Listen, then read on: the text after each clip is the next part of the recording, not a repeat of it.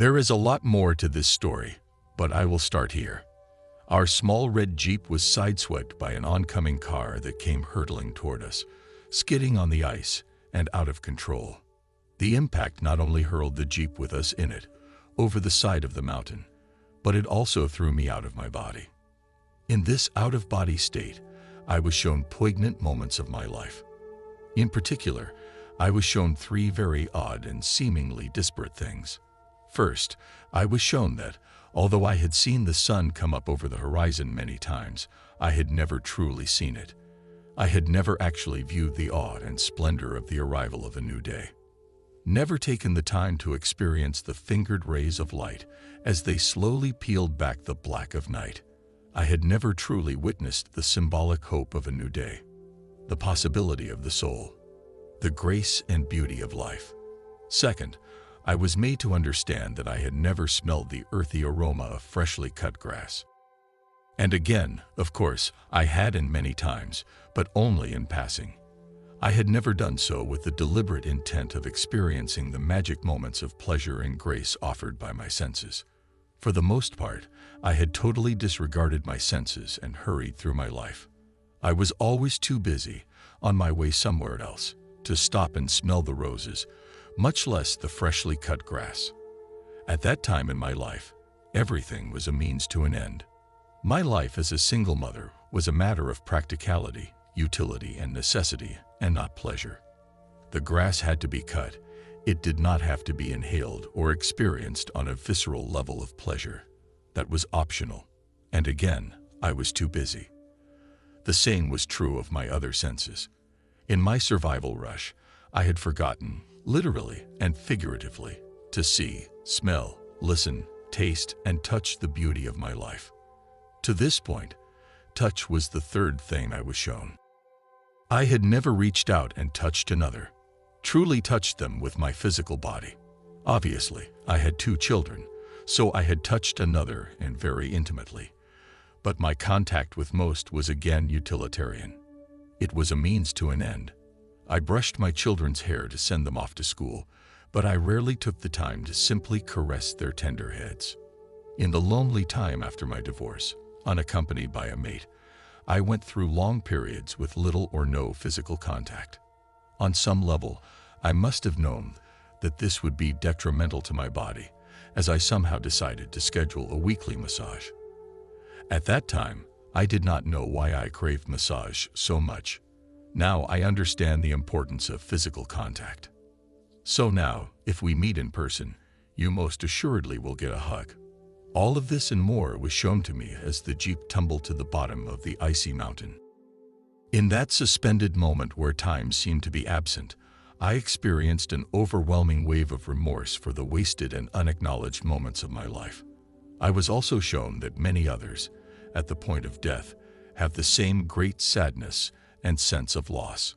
For many, the value of human life was not fully acknowledged until it was too late, and they were slipping over the edge into death. In that instant, I understood that each soul is here for the bliss of its own existence. It was a glorious but ironic discovery, as it was too late for me. Too late for bliss. Too late for anything. Our small red Jeep was skidding out of control on the icy mountain road and falling fast toward the unmoving ground below. We helplessly fell 25 feet through empty space before hitting the unforgiving embankment of ice below.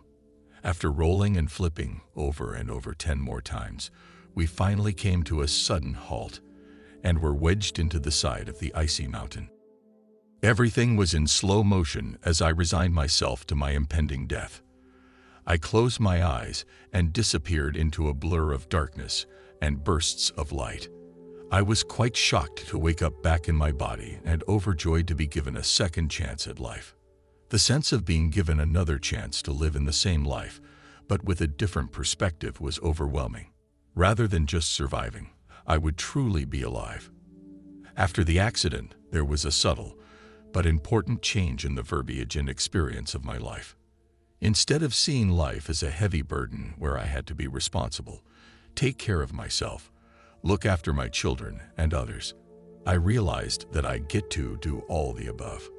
That I get to be responsible, get to be a good mother, to smell the roses and freshly cut grass, that I get to experience the joy and pain of life, that nothing was forced upon me, that we all, on some level, choose to be here. I was also shown multiple destinies, in one of which I would die, and in others where my life would be negatively impacted by the accident, as well as the one I chose, this one, to come back and to be a force of good. Why? Because I chose to and I get to. This small change in perspective changed everything. In addition, I was no longer afraid of death. I knew, experientially, that what comes after we die, in the physical sense, is good, abundant, and loving.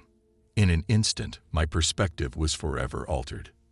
Now, rather than fearing death, it was time to truly savor my life. Time to live a meaningful existence, to listen to the deep longing of my soul, and to be of service to others.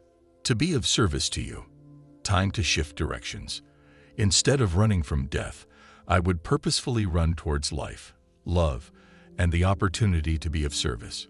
None of the above changes were necessarily hard, but they were not easy either. The negative spiral of fear is heavy and weighs on this planet. I had to be diligent in my daily commitment to be more conscious, purposeful, and alive. To this very day, some 30 years later, I still have to purposefully choose every day to see the good and the God in all. It is an ongoing practice of remembrance, to purposefully remember who I really am, beyond my body, mind, intellect, and emotions. To remember that we are not defined by the circumstances or the conditions of a fleeting human life. To connect with that greater part of us that is unchanging and eternal. To choose love over fear.